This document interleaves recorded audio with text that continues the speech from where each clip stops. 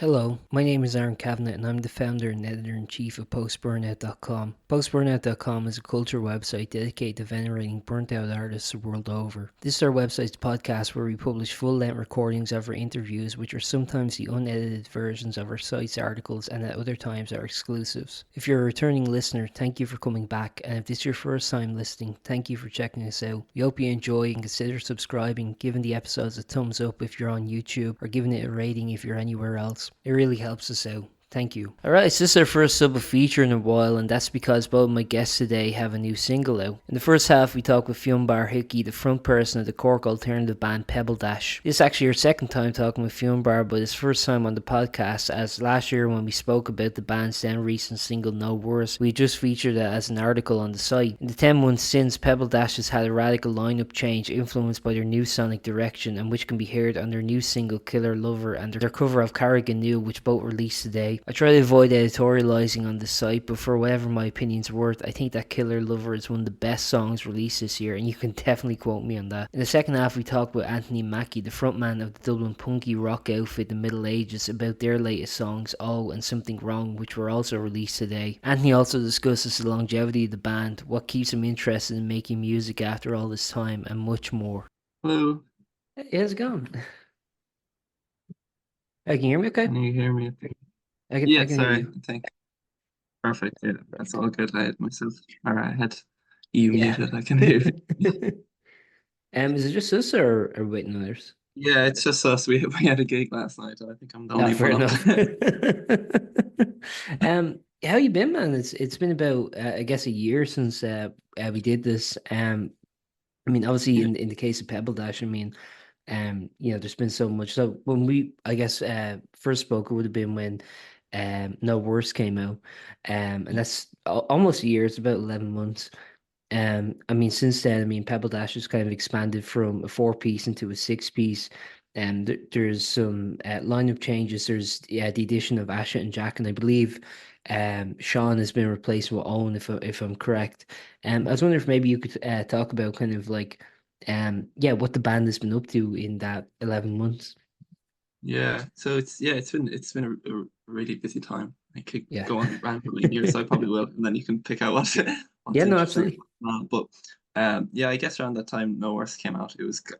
Things are kind of coming to a head, I guess, because there's one or two of us in the band that kind of wanted to really like kind of pursue it and had like these big creative ideas of what we wanted to do, and then maybe the other half of the band it was more kind of just like, it's just fun being a band or whatever. So I think there was a bit of a like clashing of heads there, and we did a gig with we're supporting Bar Italia in the Shawnee Button things that were going on in Cork for a while.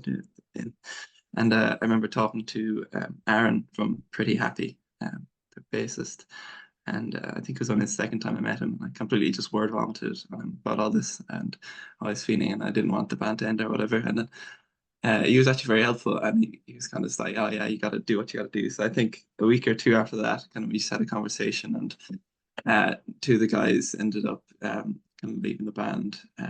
Just and then I think that's when the kind of the ball started rolling on who I kind of wanted to replace the guys with, and who else I wanted to add, because I'd seen Asha.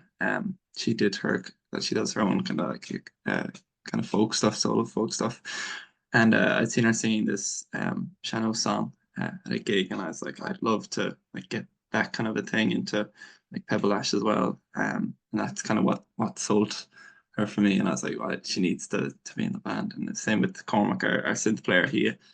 I was listening to his SoundCloud, and he had this like piece. It was called "Same Forwards as Backwards," and it was very like Aphex Twinny kind of Providence-y Sonic Youth kind of a thing.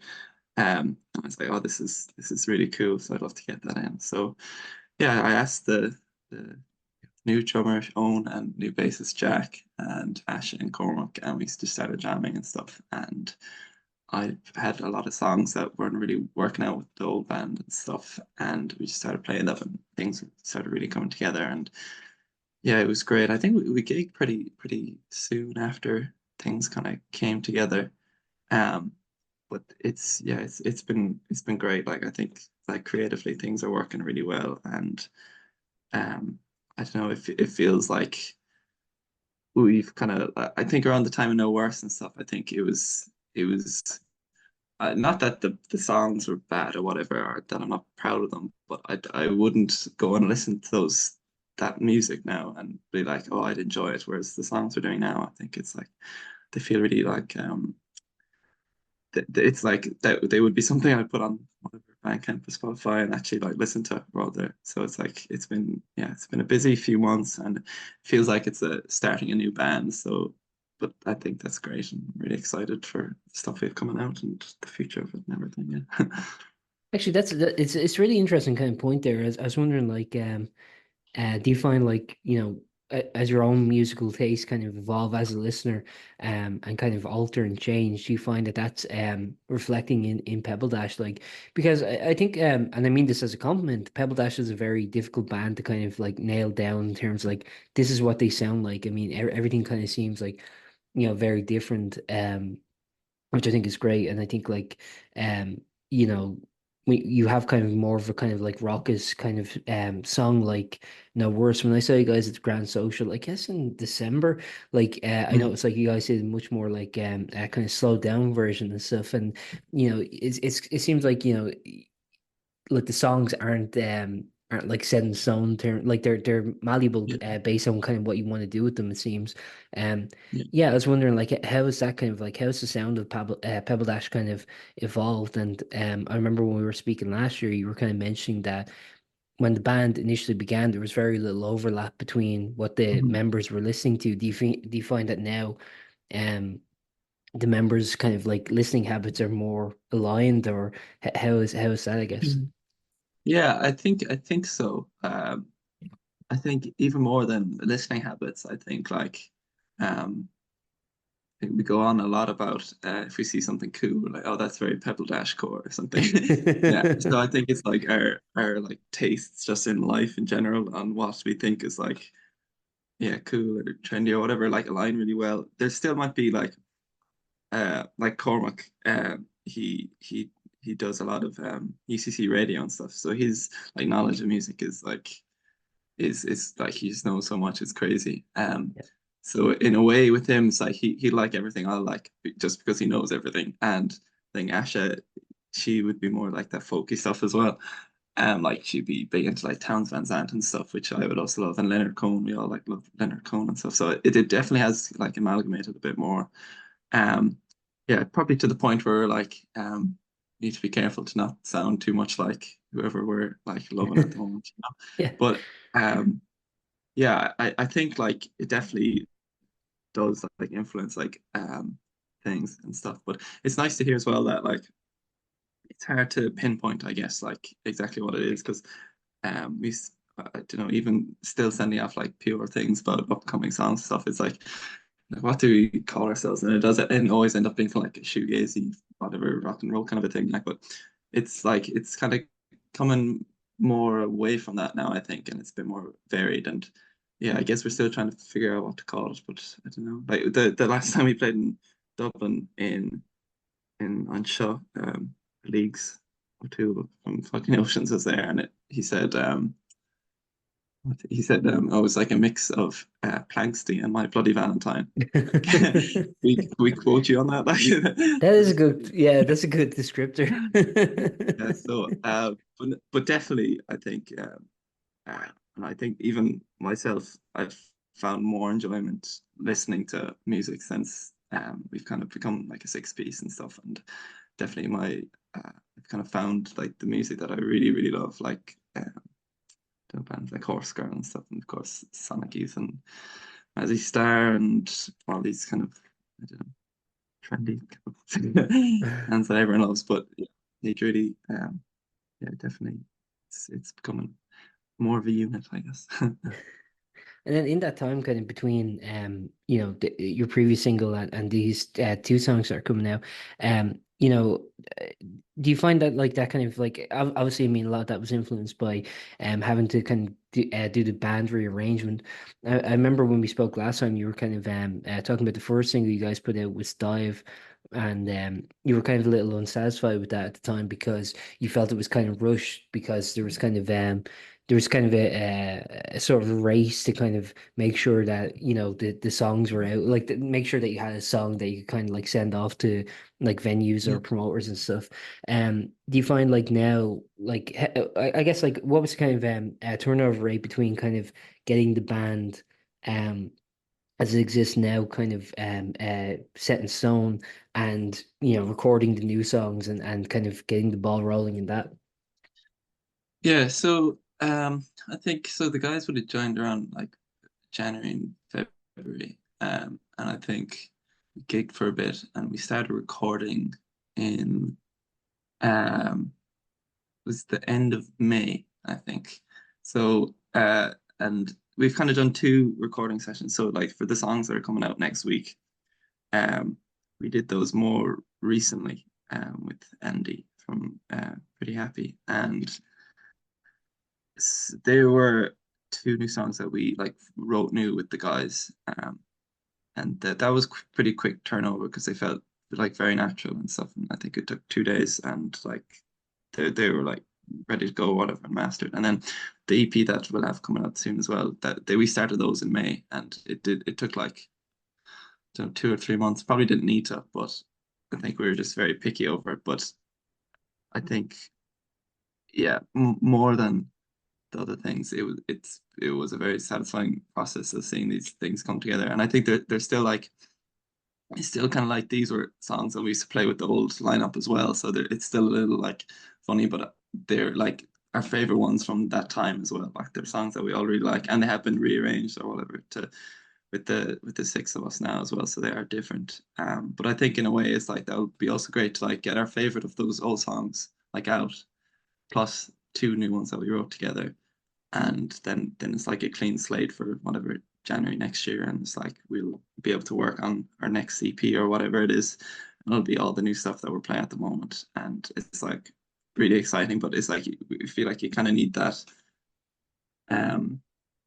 that kind of like release of getting the like those stuff out there. And it's not that we don't like it, because we will continue to keep it in the set, and we love those the four tracks that are going to be on the EP. But it's like, yeah, it's like compared to the last times, I think it's like every time I love being in the studio again, the mix is back and saying what I didn't like about them, what I did like about them and stuff.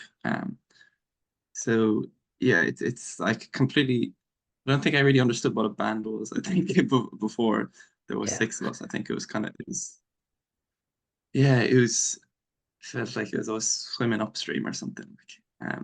Whereas now it seems to be like much more like gelled and stuff, which is great. And I'm actually like, oh, this is like feels very natural. But then it also is like, oh, this is all I want to do with the rest of my life. Or am I supposed to get money now? But jobs. Yeah, man. I think a lot of people relate to that. Yeah. My question was then, like, as we're talking now, like, it seems like, as you mentioned, like, there is a lot more kind of cohesion in the band now, and there's a lot more kind of I don't know, kind of like a shared goal or a shared vision. But I was wondering, like, do you find there was ever any benefit to the kind of contrast of like people with kind of different listening habits and different kind of expectations for the band kind of button heads, or what's that kind of taking the music in the direction that um you maybe didn't want to go? Because I know, for example, like when I've been in bands before, and like I write a song, and then like you bring to the other members and they kind of meld it into something that you don't really want. That's been my Yeah. experience. I'm not putting that on you, but I was wondering, like, Yeah. like, what did you find was kind of give and take of like working with members who kind of had different expectations versus now when everyone's kind of on the same page? Is there anything that you think was beneficial from that original kind of arrangement? Yeah. It's an interesting thing as well. Yeah, because I don't know, like I think I'd be quite when I come in with a song, like I'd already have it in my head of how I want everything to go. And sometimes you do have to give up like uh, I guess it's like the power of that. It's like you can't play all the instruments in one go. Like so it's like you do also need to listen to what other people want to do. And it's also like not everything you think is perfect is gonna be perfect or good or whatever. So it's like but I think it's like, yeah, it's like that's you're very precious over these songs as well. Like so, um, and before, um, I didn't really think there was like when we were like not agreeing on things. I don't think that it was ever like um it was ever like, oh, the songs were changed for the worse, but I don't think like the like potential in the songs was unlocked more Right. than them like um not being like what I wanted to do, I guess. Whereas now I think I still our drummer would have like a very different style to like what I would have in my head. Like he'd be well like he does like kind of like Foo Fighters, Queens of Stone Age kind of like drumming style, but he also like loves like jazz and stuff like that as well, which is great. But like he still wouldn't like I'd play a song and he would play a drum part that I would never have thought of for the song or whatever. And I'd be like, oh, that's actually kind of cool. Yeah. But maybe for like this part, like roll it back a bit and do something else. So I think that definitely, um, I think yeah, it's like if you were in well, for me, I think if I was in a room like creating everything myself, I think it probably would be very like singular and like you do need input from others for because like yeah, the whole point of like music and stuff, I guess, is for like people to be able to relate to it and stuff, whatever musically and lyrically and stuff. And I know there's two kinds of people, like people that hear lyrics and people that don't hear the lyrics and stuff. And I think I'm very much the person when lyrics are very important to me that when I listen to songs, I like only really hear the music, I guess. And I think if I was just making something that's coming straight from my head, then it's like I don't think very many people are going to think that's great. So I think there needs to be outside input from everyone in the band to like actually broaden that one singular idea to something that is interesting and people can like enjoy and stuff, I guess. Yeah. Yeah, actually, one thing I already noted on these two songs, I guess we'll get into them now. Yeah, Killer Lover and Carraig Aonair. Um, obviously you have one song in English, the other as Gaeilge. And that's one thing I noticed is that like the lyrics are really at the forefront, the vocals are really at the forefront. It really feels like the the music is almost kind of getting out of the way of the lyrics, if that makes sense. Yeah. Because I think like a lot of times like the vocals can get kind of like lost in the mix, or it can be kind of hard to kind of comprehend everything the singer's saying without a lyric sheet. But in this case, it's like Yeah. no, if you pay attention, you can hear what you're saying. I mean, obviously, then there's the actual kind of artistry of interpreting lyrics, but that's a different thing. But just in terms of them actually being audible and actually being comprehensible, I mean, I think that's obviously very clear. Was that kind of like the intent? Because you're mentioning like the kind of like the influence of singer songwriters and kind of Chanel's and all these kind of like storytelling aspects of music. Yeah. Um, yeah, I mean, was that kind of like something that was like in consideration was to try and make the vocals like at the forefront? Yeah, I think so because I think what came with that like shoegaze label as well for a while, I think was a lot of like insecurity about it. So I wasn't really a singer and stuff before, and it was always like, you'd be at shows, or whatever. And the sound guy would be like, yeah, yeah, it's all great. The vocals aren't really coming through. And you're like, oh, it's fine, it's shoegaze or whatever. But it's just more out of like, I don't know if I actually want people to hear this, Right. um, or hear me singing, or hear what I'm saying, or whatever. Whereas now, I guess it's like oh, like we've worked hard on these and we want people to hear what we're saying and singing.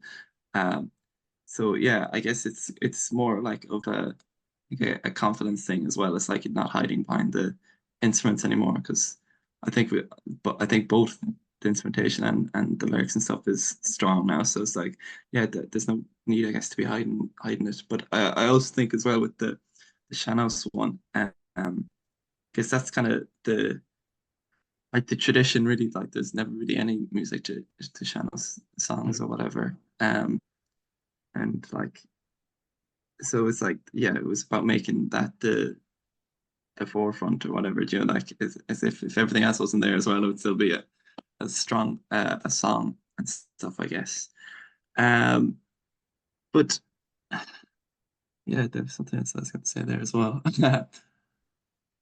yeah I think yeah, it can just be hard to connect a song as well. I suppose sometimes when you're kind of not really sure. I mean, we're not going to ever be like the Cocktail Twins or whatever, where it's like you don't really need to hear what they're saying. So Sure. I think I think it's important like people can understand what they're saying, and I guess like that first song, "Killer Lover," is kind of about Cork and stuff as well. So I think everyone that's ever spent any bit of time in Cork or from Cork just thinks Cork's the bee's knees. So Yeah. yeah, I want everyone to hear about it. So Yeah, Killer Lover. I'm not just saying this to be complimentary or encouraging or anything like that. It is probably, I think, one of the best songs I've heard this year. It's amazing. It's really good. I very was wondering much. actually about the production of it. Was it self-produced or did you have an external producer on the song? Yeah, so we had Andy Killing from he's the drummer and Pretty Happy, and he Okay. kind of just kind of uh he'd seen us I think doing our headline gig in Cork in Cypress Avenue and kind of just got in contact with us afterwards. He's looking for bands to produce and stuff. He kind of yeah he finessed us saying that he was shadowing Spud Murphy and all this kind of stuff, and I was like, oh maybe Yeah. maybe he's really good, but yeah he turned out to be great anyway.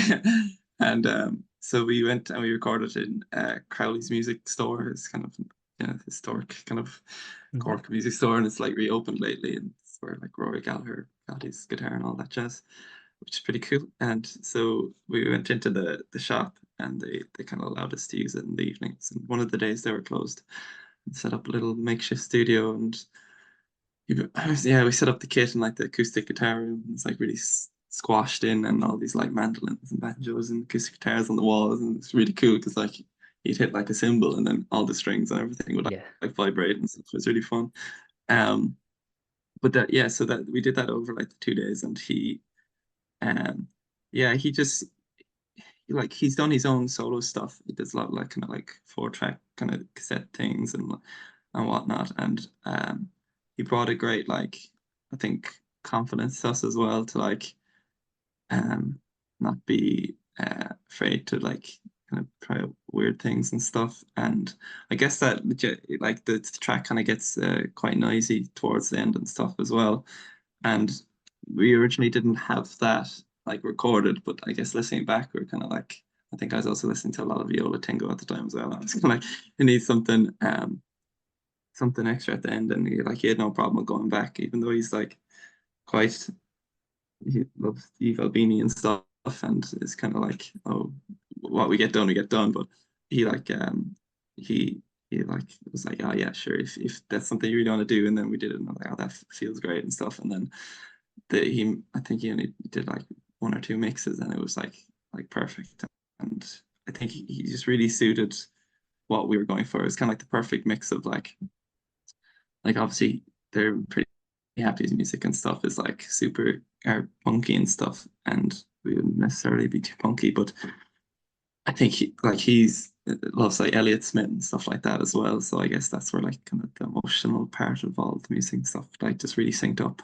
Um, but it was like, yeah, it was a great experience. I think we'll probably work with him again at some point, hopefully with new tracks and stuff. I think it just worked really well, and maybe we'll use Crowley's again, or maybe we'll actually get an actual studio. But I don't know, it's kind of cool to Yeah, work in a no, music absolutely. shop if they have. And No, you can actually, I just got. pick up like, all the instruments around as well and stuff. Just like, yeah, let's use this and this and this. It's really cool. I have to ask about yeah, I mean, like obviously the arrangement of these songs are very delicate. I mean, like, it's very like especially on the B side. I mean, it's just like because it's sort of more of a soundscape and there's like obviously a lot of experimentation, a lot of stuff in the mix there. Do you find like is there any kind of like anxiety when it comes to working with a new producer for the first time because the arrangements are so like delicate and Mm. do you think you'd be able to sort of go, I don't think this collaboration is working if it came to that? Yeah, that's a question. Yeah. I don't know if I would maybe. Well, I don't think, well, if something like that was happening, I don't think I just wouldn't release the music. But it is like, it is a tough thing when you're like, there's a lot of trust you have to put in someone Yeah. because you're like, oh, I'm paying them money as well as them like doing this. So, but yeah, it's something you really have to think about. I guess in like previous things as well, it's like it's probably something we should have done because when we weren't too happy with things or whatever, rather than just being like, it's fine or whatever. Because at the end of the day, it's like your music is what's gonna, whatever, introduce you to the world, or like will be what people will first see. Like the well, I guess the world's kind of changing now. First thing they're going to see is probably going to be a TikTok or something. But Right. um, uh, I think it's yeah, you need to be really sure of that. I think that was one thing that really worked as well. Like that,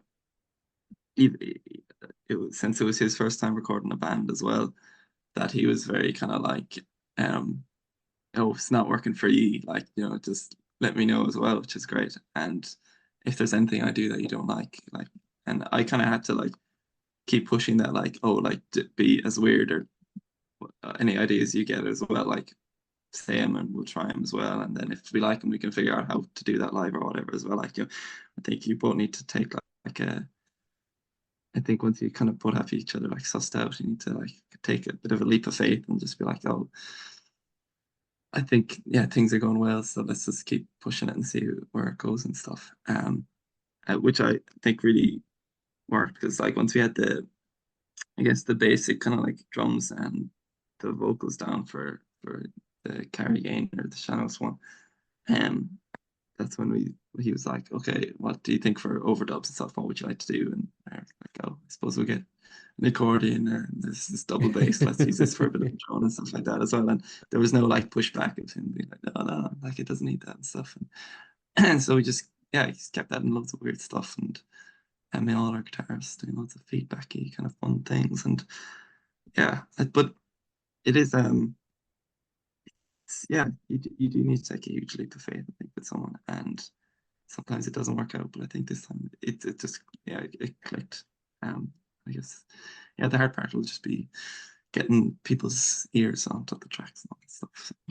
So we'll see. And one other thing I really want to ask is, from your perspective as the lead vocalist, I mean, what's it like now having kind of Asha on board as well? Because like I think like it really adds something that like, that just obviously you couldn't have done prior. I was wondering from your perspective, I mean, like kind of having someone now that you can kind of like do the give and take with, um, I mean, how's that kind of changed the dynamic of the band? And also, I mean, I don't know if you're planning on like kind of in your sets if you plan on continuing your older songs that have been released as you go forward, but do you then like incorporate Asha into those songs, or how's that kind of dynamic work, I guess? Yeah. Well, I guess with the songs wise, like we we don't play. Excuse me. We don't play No Worse or Running Away anymore. Because I think like that it's uh I think I think we don't really know where we belong in those songs anymore either. I Sure. don't mind like the new member, I guess. Um so I don't think we've ever even tried them. I think we've done Running Away, I think once, but I don't think we've ever played No Worse with Asha because I couldn't picture her doing any parts of that song, and I don't think I could picture myself doing any parts of that song anymore either. Okay. So I think it would be time wasted.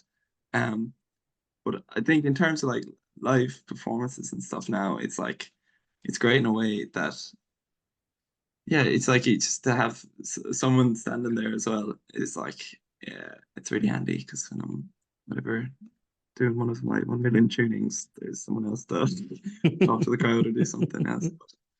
Um, I was reminded right by Cork um, a few weeks ago, anyway, um, that I need to like remain word to not like take a step back either as well. I guess you can get kind of complacent when there is someone else on stage as well, and he's like, "Oh, you're still like the front person or whatever." So like, don't be shying away. So I need to like remind myself as well, like, "Oh, I'm also a singer as well." Yeah. But Um, That's the other difficult yeah, thing yeah, too, is that because like when you're on stage, you want to be respectful of everyone's like space and give mm, everyone ample time to kind of like shine. You know what I mean? So that's could kind of be a yeah, difficulty too. yeah. And most stages we're playing at the moment are pretty small as well. So Yeah. there's always to be someone squished in the back somewhere that the photographer can't like get a picture of, and then it's like, oh shit, next time we'll swap around. But it's, um, yeah, it's pretty funny. It's fun, like turning up with six people and just seeing the same guy's face like dropping. um, but no, it is important. But I think that the thing that has like some of the nicest compliments I think we've gotten as well after live shows is like that everyone in the band is like a key component of it as well. Like Mhm. I feel like we did a few gigs over the summer there. Asha was gone on a Buddhist retreat down in West Cork for a while, so there was like one or two gigs that we did without her and stuff, and it just felt like there was something missing. Like, Right. um, and I feel like with the old band though we did a good few gigs like replacing someone on the drums or bass or whatever, but I feel now I don't think we could really do that. I think because everyone plays like a very key role, and there's no kind of like just excess or whatever, which I think is like it's really nice to hear people think that as well. That's like yeah, everyone like brings their own flavor, I think, and that's become really apparent. Like one of we do a cover of Alone and Forsaken, the um uh Hank Williams song, and we start off with kind of like this droney thing as well, and it's really like minory and dark sounding. And then Jack, bassist, came in and started playing like this majory kind of like bass line descending, kind of almost traddy thing. And I was like, complete taking me. I was like, that's never anything I would have thought to Mhm. play over this. It sounded very like John Francis Flinney kind of. I was like, that's so cool. But like, yeah, if he wasn't there, like we would never would have done it and stuff as well. Like so. I don't know. It's yeah. I think it's like it's a real kind of like hive mind now, but obviously not hive mind in terms of everyone's saying the same thing, but like everyone's like Right. working together, which is like just great. Yeah, but I also have to wonder about like wrangling six people schedule. Has that been kind of difficult? You mentioned there obviously you had to do like a couple of gigs without Asha, but like generally has that been kind of a difficulty because as you mentioned like you know music isn't like we're not in a position to kind of do a full time or to only have the band. I mean obviously that would be a different scenario if it was like if that was the case. So has that been kind of a difficulty in terms of trying to like get everyone scheduled? Yeah, yeah, for sure. And it's kind of gotten to the point now where it's like we just have to organize things, and then everyone have to organize their schedule around that because it's a lot, and I think as a band we're not great texters either. Yeah. So there could be messages sent into the group chat, and then no one responds for like Yeah. 5 days. Um, but it is tough, and like it was okay during the college year, I guess, because everyone was kind of in Cork since that finished up, and people lost their student accommodation or whatever, and haven't been able to find any other accommodation in Cork. Like our drummer Shook has had to move back to Leash, and our guitarist, yes, that he's from Tip. Um, and so it's just like it makes like practices and stuff like kind of tough to like yeah, it's just tough to get everyone together at the same time. But I think now that kind of the bulk of the summer is over, it seems to be getting a bit better. Like people are a bit more free and stuff. And I think like it shows that how much everyone really loves it as well. Like everyone will make the effort to whatever come from the Midlands down for practice for an hour and hang around for a bit and then get the train back up and stuff as well. Like um but it's tough. And even like finding decent practice spaces and stuff and it's crazy. It does feel like everything's against you a wee bit like Mhm. because you're like all I just want to do is just like be able to live in the same city yet a drummer there's like no housing so a drummer just can't live in the city and all Yeah. this kind of crack so it's just like it is difficult but it's worth it and maybe that struggle comes out in the song but I think yeah it's worth it I'll try and take up too much of your time. I just have a few more questions. So I actually wanted to Yeah. ask about, you were mentioning kind of DP. I was wondering where the current songs that are coming out, sorry, current songs on the EP, were they all kind of Mm. recorded as one kind of batch of songs, or were they kind of like over a space of time, or yeah, I was wondering what the Yeah. dynamic was. For sure. They were all recorded as one batch. I think we went in and recorded like seven songs, and then these were the four that were like, oh, these are the best ones. We'll just focus on these. And we did them with Aidan. He's in a studio called Kidden Lane in Cork. And yeah, we recorded them all together. I'm trying to think about the songs on the EP. Yeah, so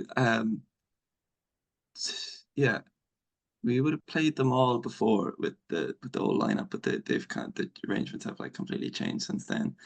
Um, and yeah, I guess, yeah, what to say about them? I think they were interesting as well because I guess around the time we were going to record them as well, we were still kind of fiddling around with the new arrangements and stuff because it was like close enough to the times of the guys joining, and I guess for a while we struggled with like how we wanted them to sound because like I guess the first time we did them, we recorded them and got back the first mix, they sounded very like the older stuff that we had done before, and it was kind of like a bit of like we're kind of like, oh, that's a bit of a shock.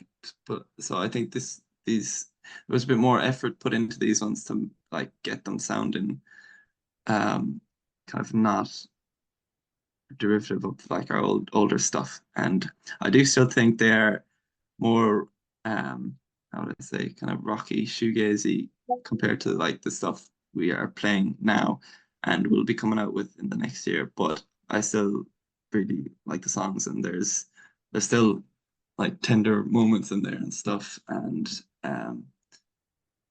there's still like everyone has their own pieces and stuff as well. And Aidan, the producer as well, as kind of he adds his own kind of like flavor to some of them as well, which are a cool part that we still need to figure out how we're going to recreate one of the songs as a part in it live, but we'll figure that out like a sampler or something. Um, but yeah, it was quite a what's the word cathartic exercise, kind of just getting them all like done and out, and um, but like and that was the plan. So we didn't originally plan to have recorded Killer Lover and Carraig Aonair.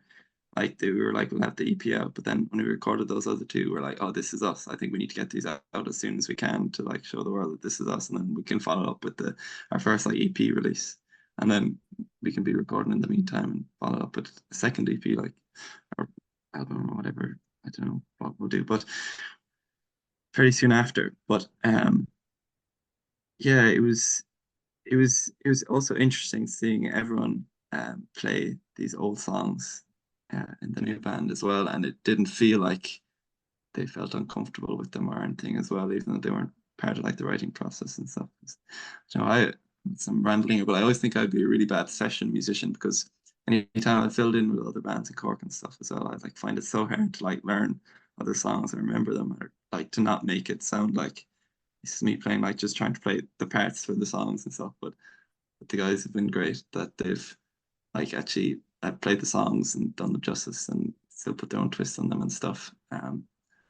But yeah, it's a funny one because I'm like, I can't wait till they come out. But I also, once they come out, I'll be like, oh, it'd be great to move on as well and stuff. I don't know. It's kind of funny So they're to kind of think, but it's to surmise they're kind of dead on arrival. No, I'm joking. Yeah. But no, I think it's I really think these songs that are coming out next week are just like really like not to like get too much of a fine point, but I really think they are exceptionally good. And I think everyone should listen to them. They're insanely good. Yeah, it's just we didn't really talk too much about, but Carraig Aonair, as you mentioned, I was wondering what the kind of catalyst for that track was. I mean, my understanding is that it was kind of to experiment with what you guys could do in terms of just like I guess like auditory possibilities, if I'm correct.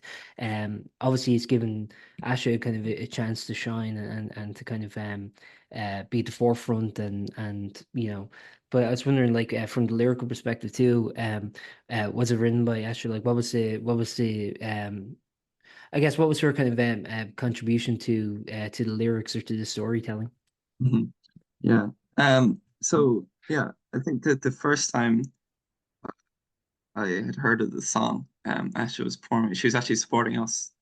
I remember in a gig, and I remember singing it, and I was like, oh, like everyone in the room was like dead silent. Like you got like shivers or whatever. I was like, oh, this is a beautiful song, and it's an old traditional song, Mhm. and it's about um no, when she says this live, no one ever knows how to react, but it's about this family who drowned off a lighthouse down in West Cork. So it's a very grim kind of Yeah. a thing. That's the But same with so much like no, it's fine. And traditional storytelling.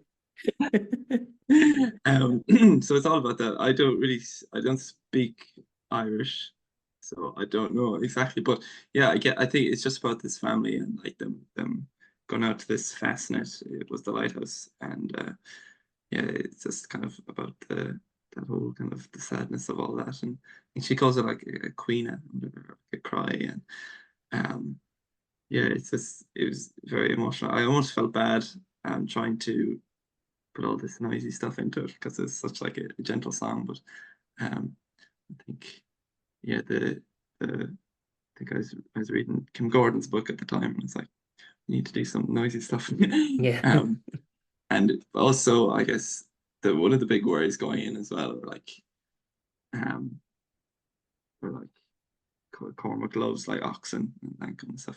We all do. I think every country should. Yeah. But we're like, oh, we also don't want it to sound like just bad Lankum. So I think that was um, a worry going in as well. That we're like, we need to actually make this sound like it's their own song, and we're just like copying whatever Lankum or John Francis Flynn or all that kind of stuff as well. Um, so there was a lot of like trepidation and kind of like tiptoeing around like how we're actually gonna like not ruin this like beautiful song and stuff. And I think that's why like all the singing is done and there's very little going on. And then Right. there's the instrumental parts where it's like really loud and then it goes back and it's just basically the singing and the drone.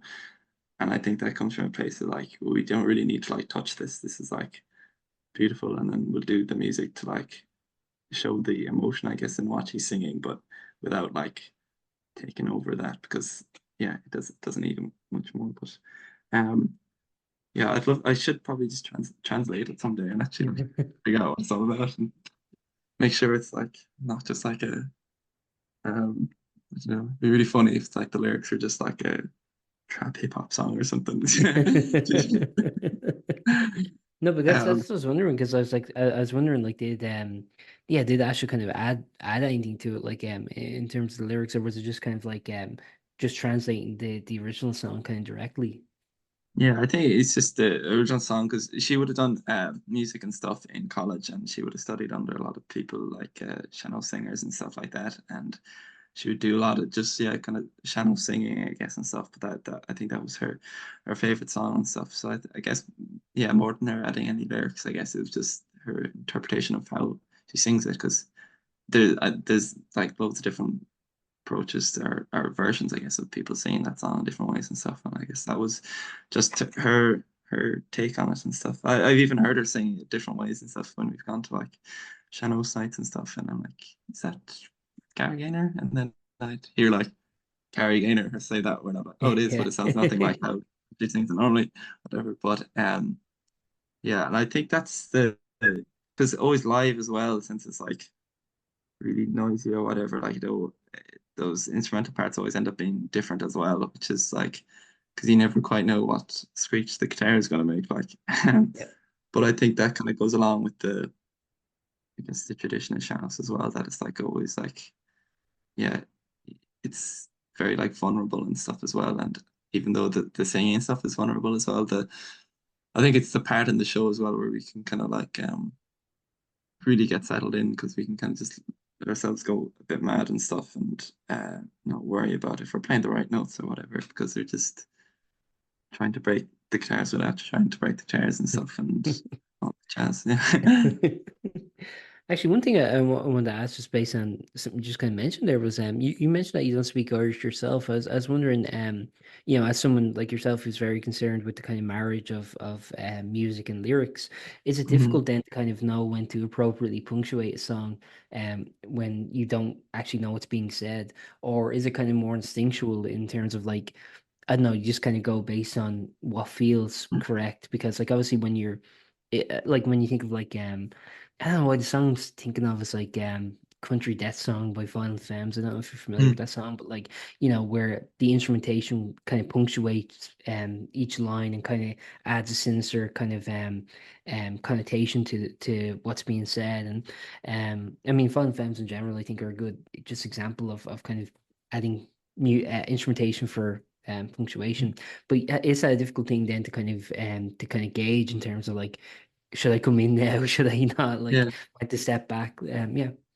Yeah, I think definitely because yeah, with some of the songs like Asha would bring, and in particular Carraig Aonair and stuff, is like they always feel very like delicate and personal, and you're kind of like, I don't want to take away from this, and it's like, yeah, it's figuring out where to play and where to not to play. That's who said that. It's like Hans Davis or John Coltrane or things like, oh, it's not the notes you play, it's the notes you don't Yeah. play that.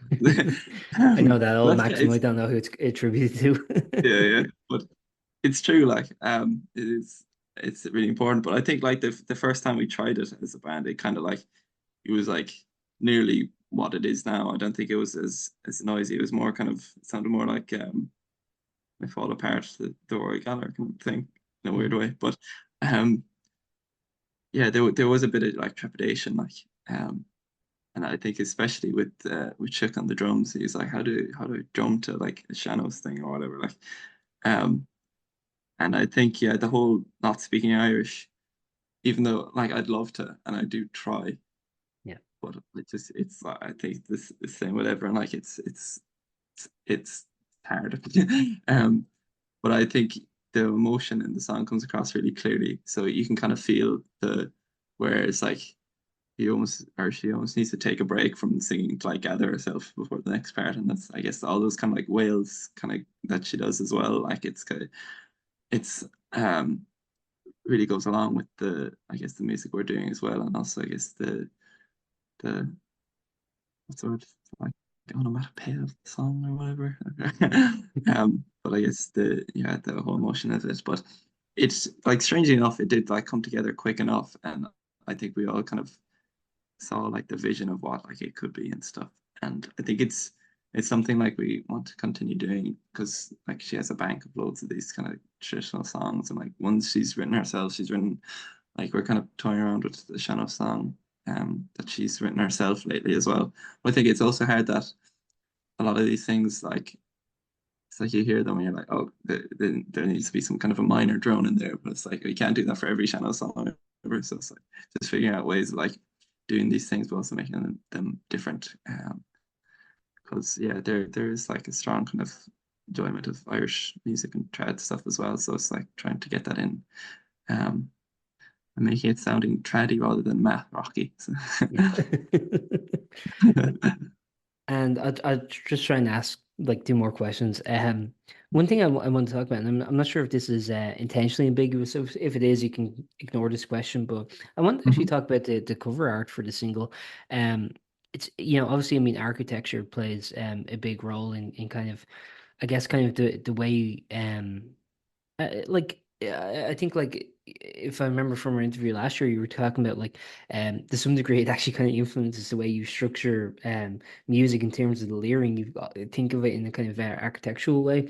But I was wondering, Mhm. I mean, when it comes to the actual cover art, um, to me, and maybe I'm again could just be reading too into this, but it seemed like a kind of mixture with the obviously the image as well as the kind of symbols on the side. I mean, it seemed like a mixture of kind of um modernity and kind of nature and kind of like our roots as I don't know, it's like Earth's roots, I guess, and kind of like what human Yeah, beings are kind of building on top of what comes naturally. I don't know if I'm reading too much into that, but I was wondering if maybe you could discuss the cover art a little bit. yeah, that sounds great. Yeah, I should take that down.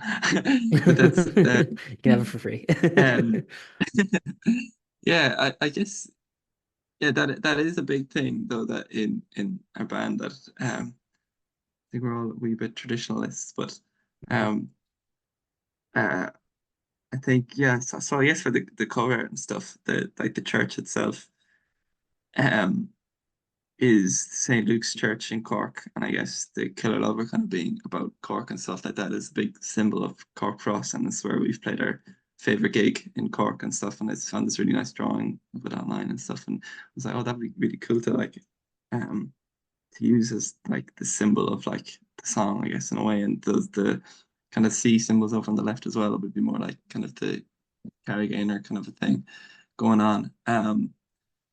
But yeah, I guess there is that and it's funny because when we were recording the songs as well with Andy, and he was kind of like, and like, what references do you want? Like, what do you kind of want them to sound like? And like, we were saying all like, whatever Yo Tango and Sonic Youth and Stereo Labby kind of stuff. And he was like, oh yeah, but what like modern stuff like do you want it to sound like? And like this there's like we're like yeah I don't know like we don't listen to that much new things, and I guess there is still bands whatever like Horse Girl and Lifeguard and stuff that we really like as well, but there yeah I guess there is a bit of that clash between the old and the new and stuff. um so I suppose that's kind of yeah there was an incredible amount of thought put into the artwork because we kind of did it kind of rushed a wee bit.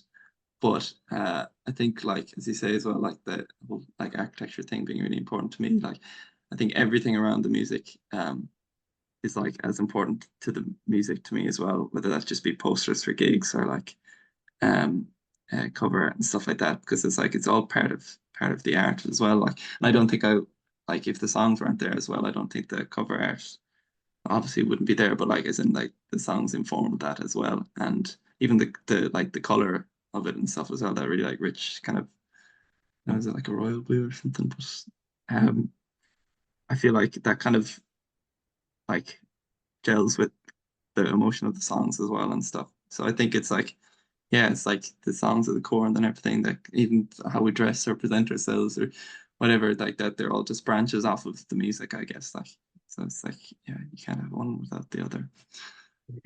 So royal blue. So Pebbledash is quite regal. Is that what I'm Yeah, getting? yeah, we love the monarchy.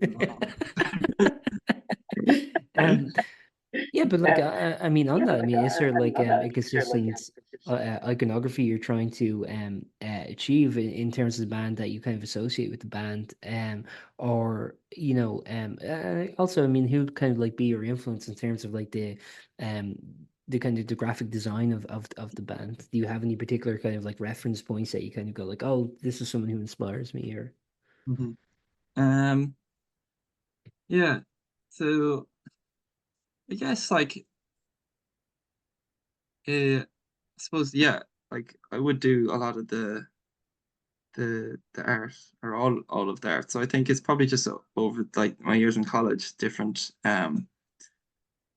it's different architects more than artists really, which is kind of Mhm.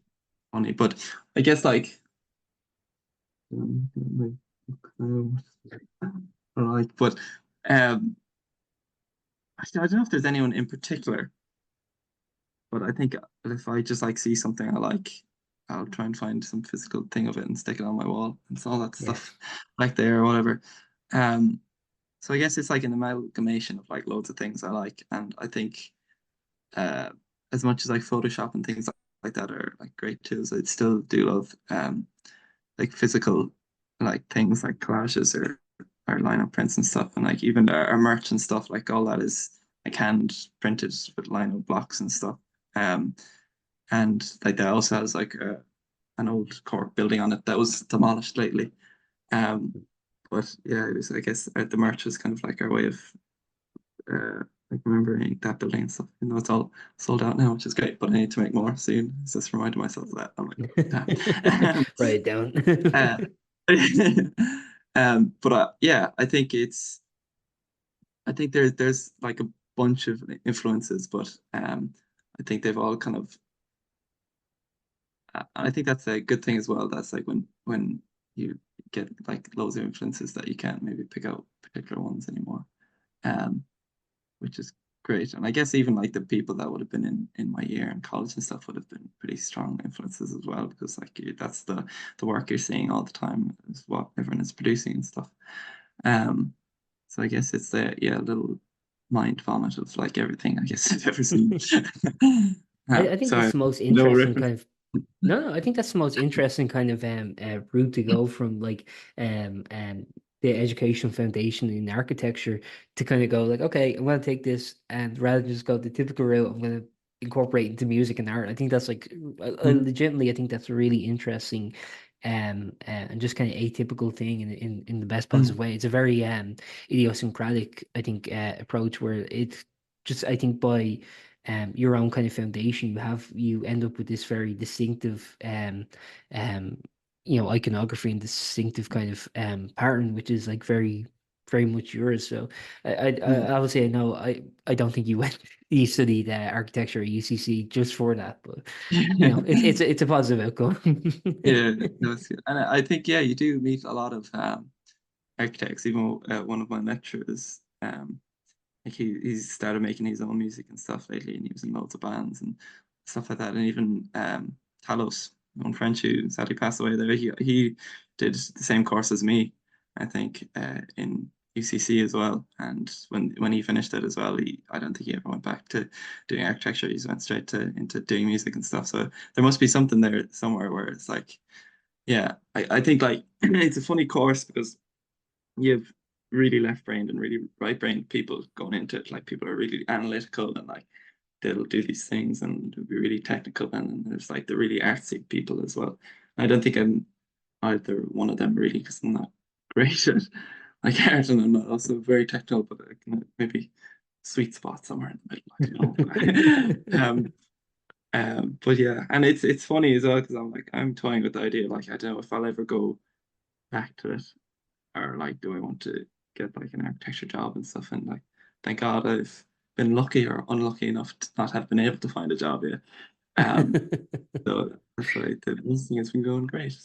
So maybe that's a sign from some higher power to keep doing what I'm doing. I don't know. Living the bohemian lifestyle with a BA in architecture, you gotta love Yeah. it. Yeah. Final thing I want to ask you is you kind of touched upon utilizing TikTok as a platform to kind of advertise your music and obviously I mean like the music you're doing is it's very long and I don't mean like in an indulgent way because it's definitely not. I mean it feels very purposeful. The length it feels very purposeful. Um and obviously storytelling is a big thing. The problem I think with a lot of like the kind of conventional wisdom in terms of like the current kind of social media platforms that are encouraging short form content is that everything has to be condensed to like such a ridiculous degree. Like because for Yeah. example, like I do shorts for the website and you're trying to edit it down because like YouTube in particular is very like they give you like 59 seconds or something and it's just like you can't really formulate an idea in that amount of time if you're trying to condense like a topic. I was wondering from your perspective, is that something that as someone who enjoys making like kind of long form music and kind of stretched out music as well as actually engaging with thoughts in your lyrics, I mean is that a killer for the band or like what's your kind of relationship with kind of having to accommodate for short form content? Yeah, it's a bit of a killer, all right. Yeah, it's like I don't know, it's like you feel a bit trapped because you're like it's like how else do I get people to like find our music or listen to it like besides these things because that seems so important, but at the same time it's like what's the point, because I also don't think we're like a TikTok band or whatever, or like it Right. doesn't suit it as well, like so but like I'm kind of taking the approach at the moment that like using it for kind of like artsy bits as well, like I'm trying to make like we're at the moment we're trying to just make some like music videos and stuff, but like if there's some way we can find to like yeah, use shorter clips that are still like artistically interesting, but are short enough for people not to skip them in 2 seconds, whatever.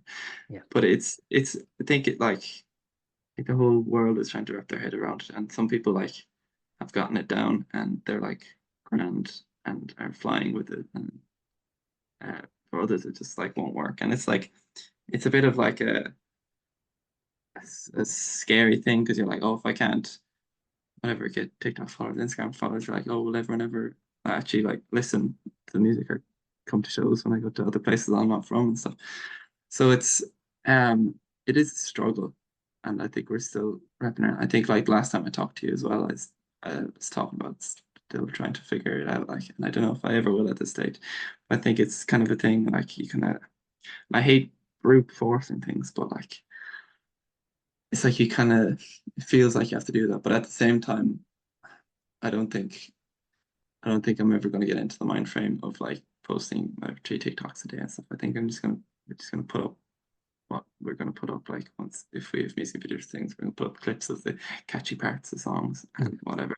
But I don't think it's ever gonna be like our main focus now of trying to like get seen or heard. I think we're just gonna start playing gigs again soon now, um and I guess trying to get on in magazines and whatever playlists and things like that, and just try and get noticed by the right person at some stage.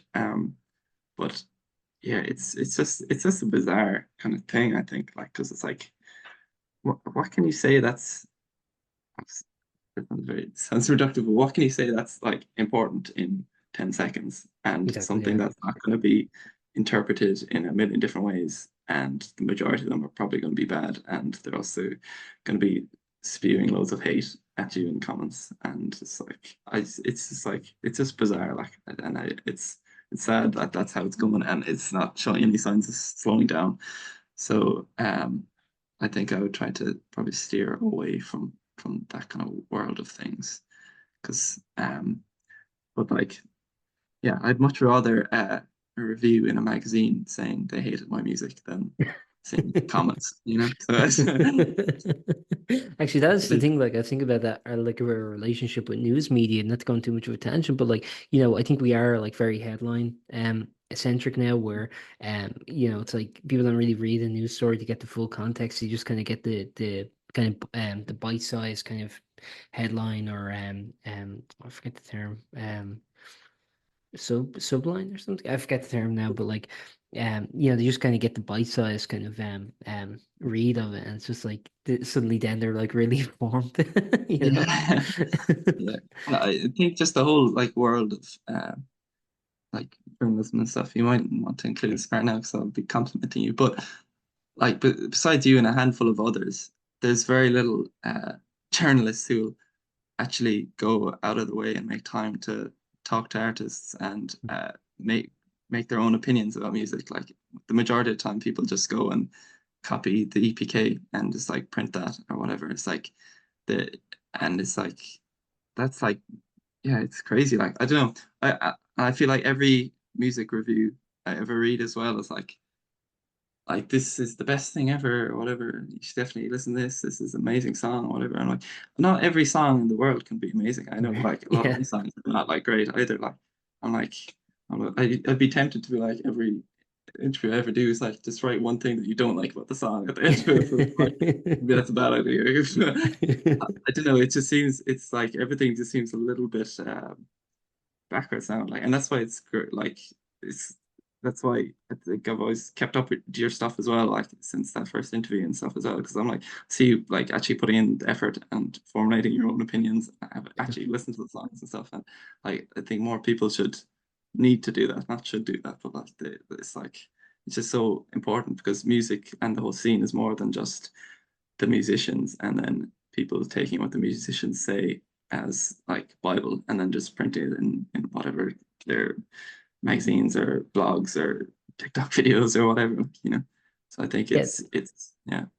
it's insane, like how many people refuse to do like the bare minimum. Because like I don't know, I'll talk to like people, because I try to like actually research people to make sure that I'm not just asking the same question they've like been asked a million times, and it's funny Yeah. how much people go, "Well, you really did your research," and it's like the most cursory, like just like Google search, and you're like, "Oh my God!" Like like it seems like a really dire state of affairs when it's just like Yeah. well, you listened to the song, well, you really did your research, you Yeah. know. Yeah, it's funny, like, and it's like, yeah, it just seems like more and more like the work is going to like the musicians and stuff, and it's like, I don't know. I remember someone giving me advice lately, being like, "Oh, in your APK, you should like talk yourselves up more, and like, put in a quote that you would like to hear someone say about yourself. So then, if you get in hot press or something, then you can say, "Oh, hot press said this about me," but like, it's your own quote, and I'm like, what? I'm like, that like makes no sense. It's like if people should say these things, if they like me, they should say that about me, and if they don't, they should. It's like it shouldn't be. And I get it, like, but it's just like I don't know. It's just a bit bizarre. Like, and I think the more you kind of go down the rabbit hole of how things work and seeing bands around us getting managers or being put on labels and stuff as well, and hearing about all the shenanigans, you're like, wow, this is a bit crazy. But that being said, I wouldn't mind if there was labels interested in us. But yeah, So you're looking, Pebble Dash is looking for management. Anyone listening? yeah, yeah. But not to. Actually, I was kind of being a bit flippant there, but in general, I mean, is that something that the band is aspiring to, labels, management, things like that, or are you kind of content to sort of do things kind of independently at the moment? Yeah, I think the main thing that we would want, like if we were being signed or whatever, it's just like getting like coverage and getting more people to listen to things. 'Cause that's the thing we can struggle with, and a lot of independent bands do. And I think you can run like your own tours and shows and release your own music and stuff. That's all fine, but I think the big thing that like uh, management and label can do is actually like get you bigger gigs or get you more coverage and more people listen to you and all that kind of stuff. And obviously, it comes with a lot of you have to be very careful and read all everything and stuff. But yeah, I think I wouldn't be opposed to hearing what people have to offer if anyone is ever interested. But yeah, I think especially with six people, it can be a lot to try and organize. So it would be nice if like parts of that job were taken off of my hands or like our hands and we were able to focus a bit more on music stuff. But it is a tough one because it's like they are the big bad wolves as well. Like so you have to be so careful that kind of thing. But I mean it seemed to like two bands that we have in Cork that we became friends with are doing pretty well at the moment and it seems to be working pretty well for them. Like they've got managers and label and stuff. So I wouldn't be opposed to trying it out. Perfect. See where it goes. Well, I sincerely wish you all the best with this single and the EP coming up. Like I said, I mean, again, to reiterate, and I mean this sincerely, I think Killer Lover is one of the best songs I've heard this year. It's really good. Very much. It's insanely good. Thanks very much for your time, Fionnbharr. And is Yeah. there anything you'd like to add before we wrap up, or? No, I think that's all good. That's a great conversation. Thanks very much. And yeah, sure. Next time we're up in Dublin, I might see you at some stage whenever we get a gig up there again at some point. Yeah, no, absolutely. Yeah, I'll be there. That's great. Yeah, cheers. Thanks. I really enjoyed it. It's good. Thanks, man. Enjoy the rest of your day, and I'll try and get this out for next Friday for the coincide with the single.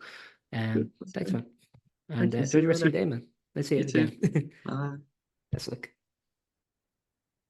Oh yeah. how's it going? Yeah, okay. You just have to do without video. Sorry. That's grand. No, no worries. How you Okay. been? Good.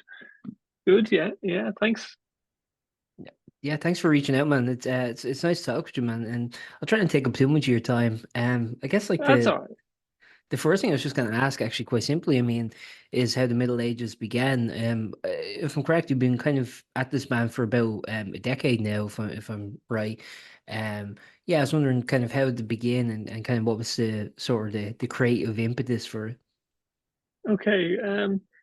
Well, I've been in bands, since I was a teenager, and I was in some sort of well-known-ish Dublin bands, and then so I was in like Large Mound was the band I was in before, and so the week kind of finished, and then I just kept going and uh, played, did a couple of albums of my own then, and just got a got this band together from people I knew, and yeah, you're right in that it's been almost a decade, but it feels this still very much feels like a new band to me. Yeah.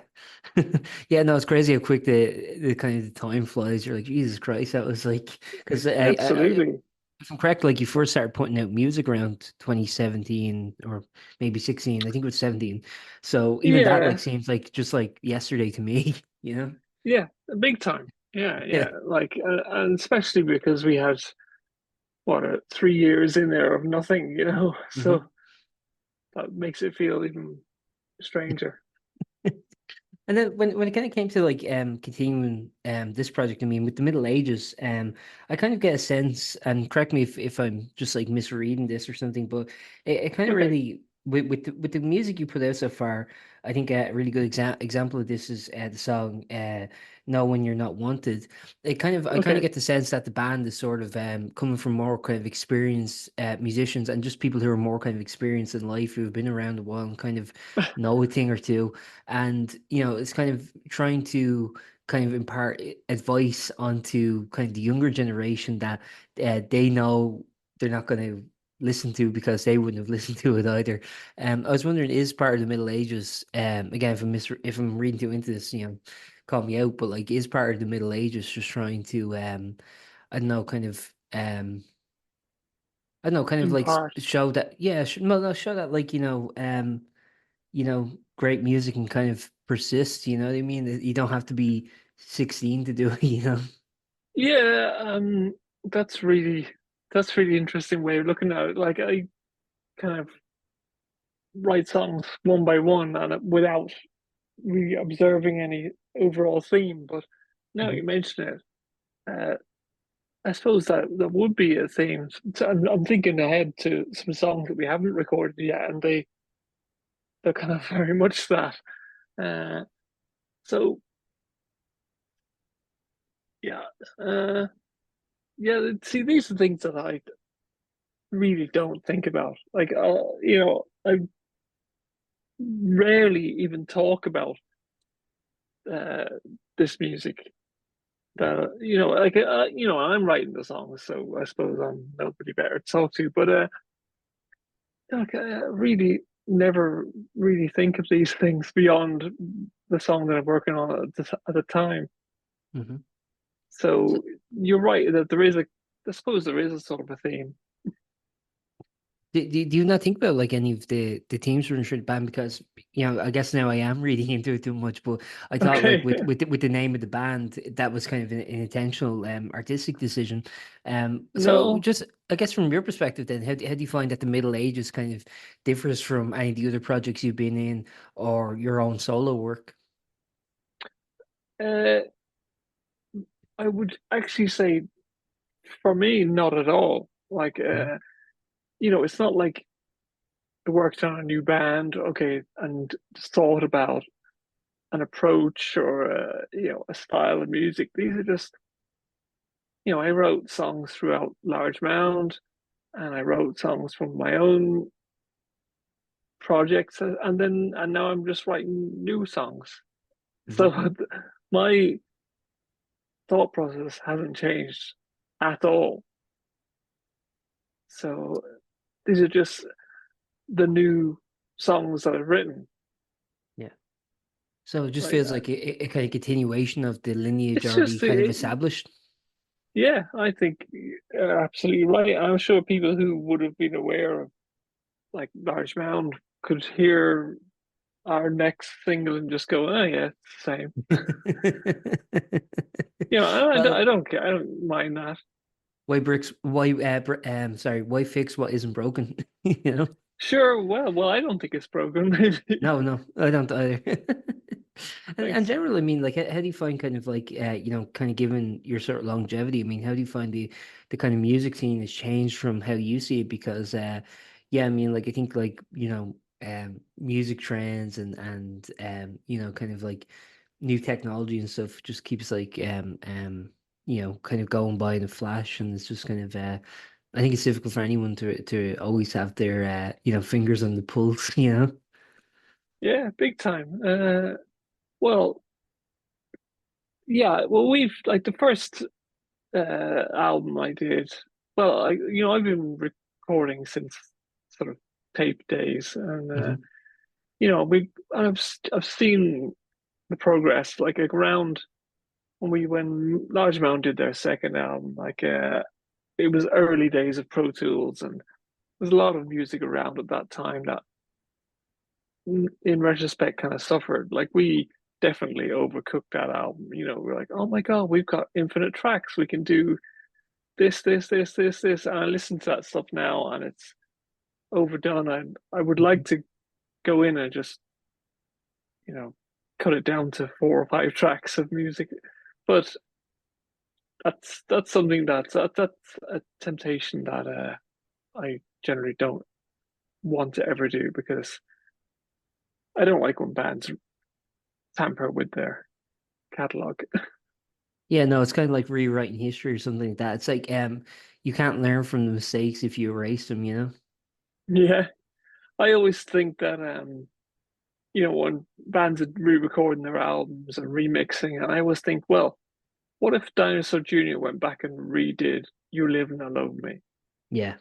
Yeah. Like that's an album that is, technically not the greatest sounding album, Hmm. you could say, but like that is what makes it brilliant. Yeah. No, I totally agree with that. Like, every couple of years, like I don't know why, but particularly Nirvana's in Euro, every couple of like every anniversary that record has, it gets like a new remaster, new thing. You know what I mean? It always seems like there's a new Okay, version of that record every 10 to 15 years. It's like it's it's crazy, like yeah, how they keep I tampering with didn't kind of know old that. records. Well, there's at least three different versions. Like they keep doing them as anniversary versions, which I don't necessarily mind as long as the original one is still available. But kind Yeah, of people get kind of argumentative about which version is the best. But I kind of like loved like the old kind of like 80s hardcore punk music and stuff like when I was a teenager, okay, and like the production quality on that is just garbage. But that's the charm. I think if you make it yeah, really clean and pristine, it would often seem I don't know, something that's not, yeah. No, I agree, and that's I definitely don't try to perfect the recordings that we do now. And it's easy. It's easy to do. Like I could uh, grid this stuff up, and I could auto tune it if I wanted to, but I don't do either of those things. Yeah, one thing I was actually going to ask was like, do you find now with kind of like all these seemingly limitless kind of opportunities in terms of like being able to alter the sound? Because it used to be kind of, music was sort of dictated by limitations almost. It was like, what you Yeah. could afford basically. Where now it seems like, people can kind of have like, every effect at their fingertips on a computer, every, anything they want like real quick. Do you find that is overwhelming in terms of like, you can get Yes. kind of, yeah. What's your Absolutely. relationship with that? Well, you can. Yeah. It's when there's. Let me think. Like I never record my guitars Mhm. direct and then tinker with the sound. Like that's just one example, which I think covers what we're talking about. Um, because there's too many options for your guitar sound, and digital plugins and everything. So I still like to just put the mic up to my amp and get whatever I get, Right. and uh, you know, try to get it right in the first place. But yeah, because it just takes too long, and infinite possibilities are.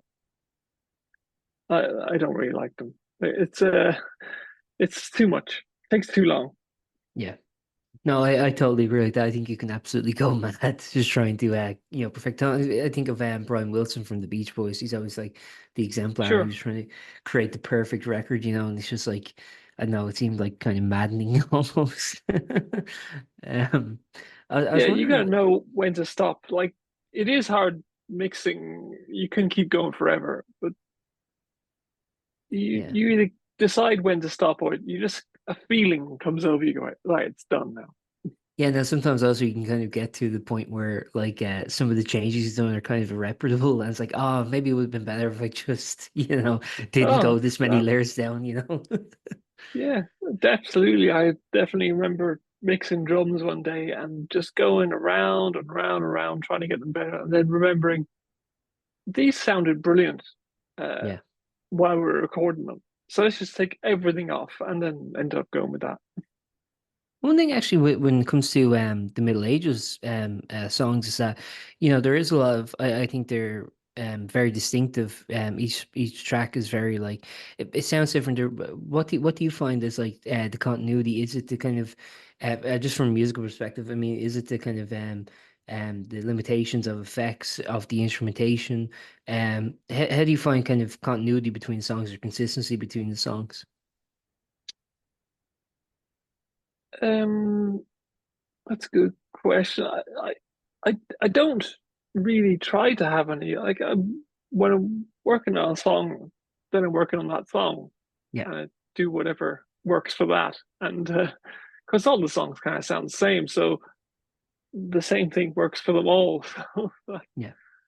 maybe that just enforces a bit of continuity. And then when you kind of make because you've put out an album too, and then when you kind of have Yeah. a full record, I mean, are you thinking of the record as one solid piece, or are you thinking of each song as their own piece, and then you kind of mesh them together afterwards? Like, what's your relationship with that when you're creating a larger document than a single song? Well, the stuff we did for the album, they were all recorded on the same day, and I mean, were they even? Yeah, I think they were. No, there's no overall plan. I would never plan the sound of an album. Yeah. Um, that kind of stuff just sort of happens. This is Yeah. what I mean about me never really thinking or talking about music very much. You know. No, no, that's totally fair. I mean, like, again, I'm not trying to ruin any of the mystique or the kind of magic or anything like that. And no, I was just curious because, like, I do think each like individual musician's kind of idiosyncratic relationship with their music and how they craft their music is very fascinating. It's one that I like to pick people's brains about. But at the Yeah, same time, it's like, if it's kind of like, the Wizard of Oz or something pulling the curtain, I don't want that either. yeah. No, that's well. I suppose I'd have to get into specifics. I can't really think in those terms about how albums are shaped or things. Like I know, like if you ask me like what that particular song, what did you do there, I'd be able to Yeah. describe it. But kind of No, that's totally kind fair. of practical. And then one other thing I was going to ask, I mean, like, because as we're talking, like the Middle Ages has been kind of going for a while. You think like the music you're creating now is consistent to with your other projects? But I was wondering, like, as a listener, as someone who's a music fan, I mean, how do you find that your listening habits have changed over that time? I mean, do you find that you're listening to new stuff? Do you find that you're listening to kind of the same stuff? Like, how has your habits kind of changed as just as we all do as time goes on? And generally, do you think that's kind of impacted the music of the Middle Ages of what you're interested in writing about? Mm, yeah, uh, I don't know. I listen to kind of well, I listen in different a different way than I used to. Obviously, I don't put on CD very often anymore Right. or record, but I listen to I don't know. I listen to probably less music now than I used to, Mhm. um, but also much more varied music than I used to. And I don't know, it helps having a couple of kids in the house. Well, I say kids, Yeah. older kids. Yeah. They actually bring a lot to the house and to my ears. So, Yeah. well, and how that's affected what I'm writing, I honestly don't know. No, that's totally fair. I So, mean, no. I get it, man. Like, it's just it's kind of I think like I find it interesting like when and then when you kind of like when the project continues for a while and people are kind of exposed to new music, like I always wonder like, do you see that change or do you not? But no, I guess it's fair. I mean, like you obviously have others you have other stuff going on. It's not like, you have to keep on top of it. Generally do you think that kind of the perspective you have now as somebody who's taken who's kind of making this project not to be like, the next with the aspirations of being like a stadium yeah, rock band or something like that. Do you find that okay. that kind of like more mature perspective of kind of having, I guess, kind of I don't want to say realistic expectations, but just kind of like, um, I don't know, like Well, no, I thinking of the always say, band as a well, proportional part of your life rather than, yeah, something that you're dedicating everything to. Do you think that's kind of a more healthy attitude to have? Again, is it something that if you see kids nowadays, you kind of go, reach for the stars, or are you kind of like, nah, curb your enthusiasm? no, I think what the way I work and we work is right for us now. Yeah. Like certainly when I was younger and we were, making music, we definitely had, aspirations, and we tried as best we could when we played. But at the moment, um, I just kind of really enjoy writing music and writing songs. And as for expectations, like there are none. Like we I suppose I can't really talk for the lads here, but I exist within this band with zero expectations because I know like every time we put something out, and we put out quite a bit because that's what you do. Like you write songs, you want people to hear them. Mhm. But you know, it's so it's so hard, Right. and and like even like I even for myself with people I know putting out music, and I just it's hard to give it the time to listen to, and I don't expect anyone to drop anything and listen to what I've done. Um, so all the activity in this band kind of goes on. Well, the right creative part of it is sort of right here, writing songs and uh, recording them, and then there's kind of no expectation beyond that.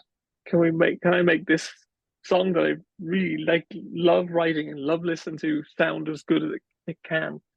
Yeah. And I think the three of the lads have, because we're all super busy, so I think they share.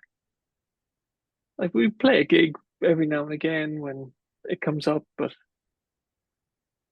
we don't play that often anymore.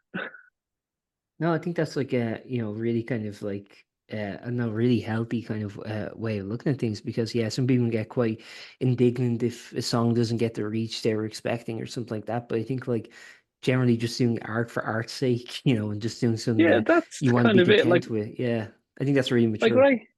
when I hear of bands breaking up, like like why would you break up? Because what? Because you're not getting attention that you want. Okay, there's a million other reasons, but for music's sake, like it's just fun to make.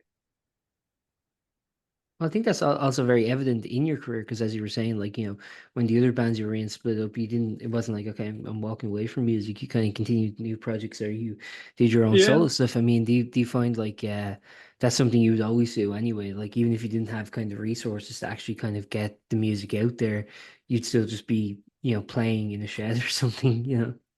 Yeah, I probably, yeah, Yeah. well, probably, well, like I'm even, what am I going to say? I'm not even playing less often these days. But we'll get together now and we'll jam and we'll think about what song we want to record next.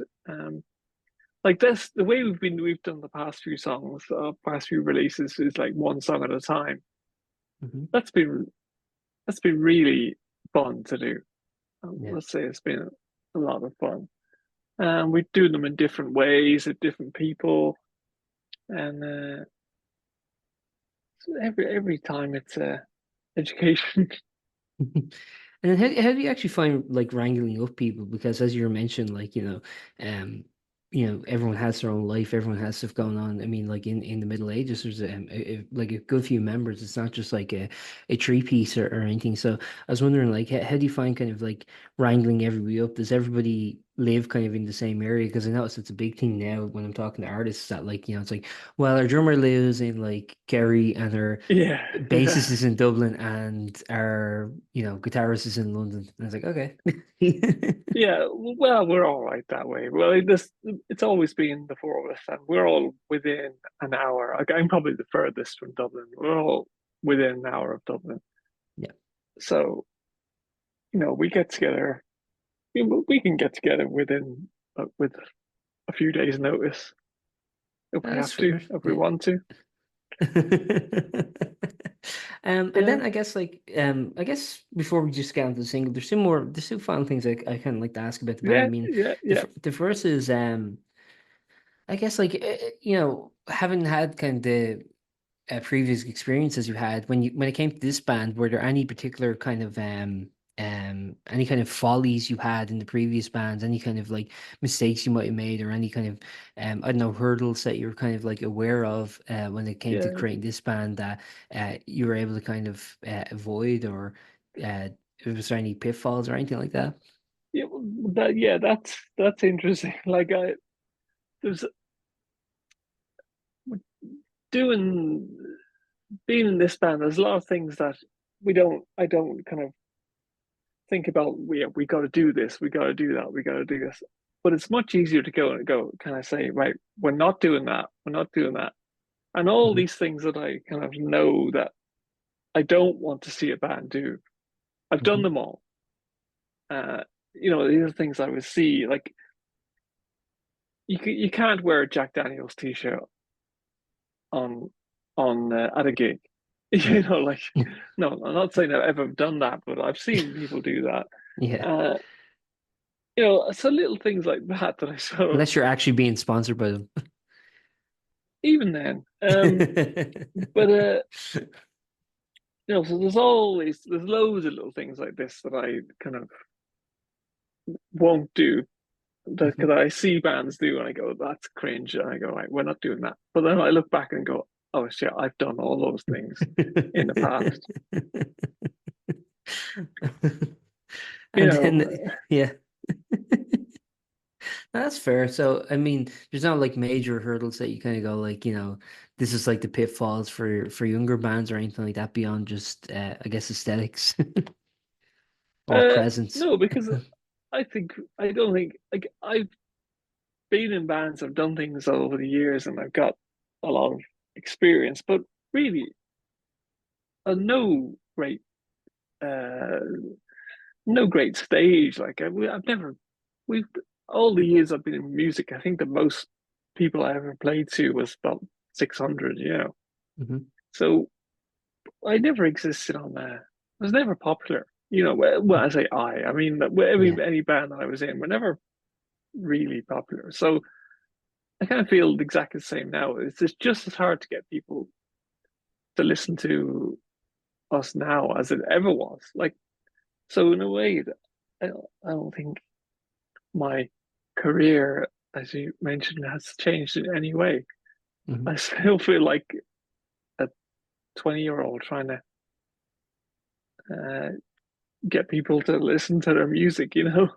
Yeah, and that is a funny thing too, because like as you mentioned, you can said there that like yeah, it's harder now than ever. And it's like it's funny because on the one hand, I mean like the resources are way easier now in terms of Yeah, just getting music out there, but like the problem with that is everyone is doing it, so it's just like there's so much competition now that perhaps didn't exist at one yeah, point. yeah, yeah, Um, definitely.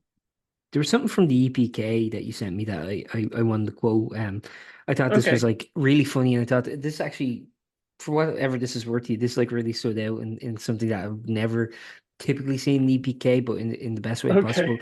You were talking about how kind of the band sort of does the music you want to do without caring about the audience, and then you quoting from the EPK, you say, "Not caring goes both ways. It is obvious from the band's monthly listeners and media profile that nobody cares about the Middle Ages, but when you're left alone, you can do anything." I thought that was a really interesting quote that like kind of you were kind of like aware of like the situation, but kind of like sort of going, okay, well, like not twisting it into a positive, but kind of like seeing the positive aspect of that. I was wondering, yeah. like from your perspective, I mean, what kind of keeps the Middle Ages going if you feel that it's not really getting the kind of reception from a crowd or anything like that? What for? And I suppose also like just generally for kind of like maybe younger people who are kind of coming up too. I mean, what do you find? What do you find beyond just like appealing to people that kind of is what does it for you? I guess, yeah. It's it's purely it's an internal kind of feeling. Hmm. The feeling that I get after writing a song. That's Hmm. kind of the basis of it. Like, I've got like we're chipping our way through songs at the moment, and there's loads. I've got loads of songs still to be recorded, and like I'll finish one, and just it's such pleasure Hmm. to write and finish the song, and then listen back to it and go, "Oh, I'm really happy with that," Yeah. and and and nothing else.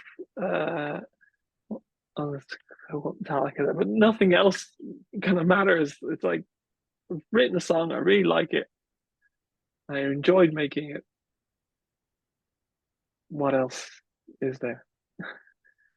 And one other thing I just wanted to ask actually was about the recording process with your band. I mean, do you self-record? Do you go into a studio? Do you do it at home? What's the kind of actual Well, process of getting the music on tape?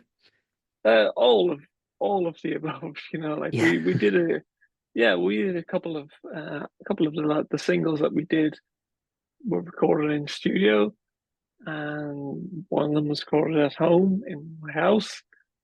Other ones, the last one, the one that was coming out this week, we did in kind of a large rehearsal studio, really nice place. Mhm. Lovely big room, and but I have gear to do that, so we brought it all down there one day and just did it, and then I'll generally mix it here to the best of my abilities. I'm not going to say I'm particularly good at it, but I can do it, and happy with the I'm happy with the results. Um, Right. so yeah, so we've done, and the next one I think we might. Well, I'm already thinking about it about going into a studio that I've recently talked to a friend of mine about. So it's Does that kind different of every time. does that kind of spice things up and make it kind of interesting to be kind of like Yeah, all these different avenues that you guys are exploring in just in terms of the recording, in terms of actually getting things down. It sounds interesting to me just in terms of like you know, the sort of ceaseless possibilities. Is it a point of kind of intentional experimentation, or is it just kind of like, well, that's just where we happen to be at the time? So, like, are yeah. you kind of content to record two different singles the same way? I guess is what I'm trying to ask. Yes, well, we've done three of them the same Yeah. way. But yeah, I like the idea of just trying something different every time. It's just yeah, you like that. It just keeps it interesting, and we pick up things as we go along, and tips and how to do things. And like already we experimented a bit with the last single with recording techniques, and that was really interesting, and that worked. So we're gonna for the next one we might try that with a few tweaks, and every recording session is a lesson for the next one. Perfect. Before I let you go, I just want to talk about the new single that's coming out. So it's actually it's two songs for the price of one. Yeah, The first yeah, song is "Oh," featuring Aoife Carbin. I was wondering, that's so right. if I'm correct in saying this is the first time you've written a song, that another person has sung for. In terms of the Middle Ages, this is the first time, bringing on someone else to sing your song. What was that kind of like as an experience to kind of have someone else communicate what you'd putting down to paper? Yeah, it was brilliant. It was really good fun. Like we did like when we went in to record this thing last time, we really only wanted to record the other song, Something Wrong, and we spent Hmm. 90% of the day on that.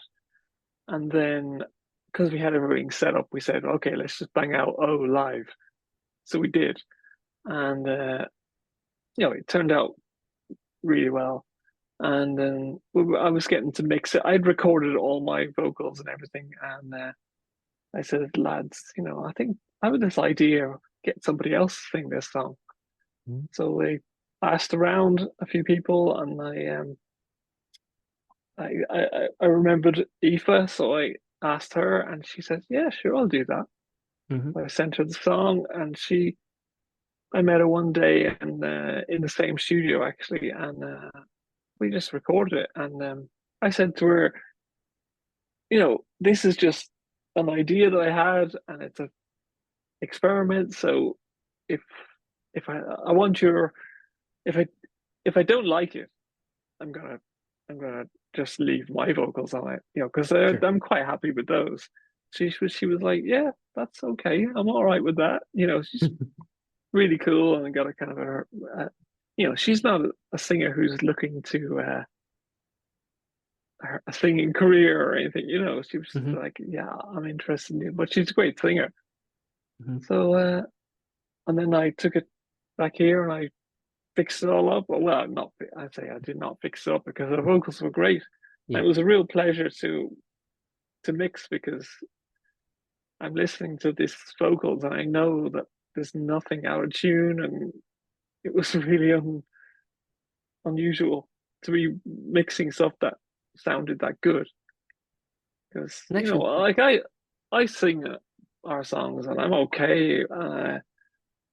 And if I didn't know, and I did say earlier on, I never use autotune. I don't. If something is not right, I'll do it again. mhm. But it's hard. It's hard work. Oh, well, I was It going to was ask really, actually, when you're kind of listening to someone else sing the song, does it kind of give it a sense of detachment where you can kind of reflect on the lyrics more? Like, because I think when it's your own lyrics and you're the one singing it, you tend to, as you kind of mentioned, focus on like your performance and how it sounds and is everything in key and on pitch and stuff like that.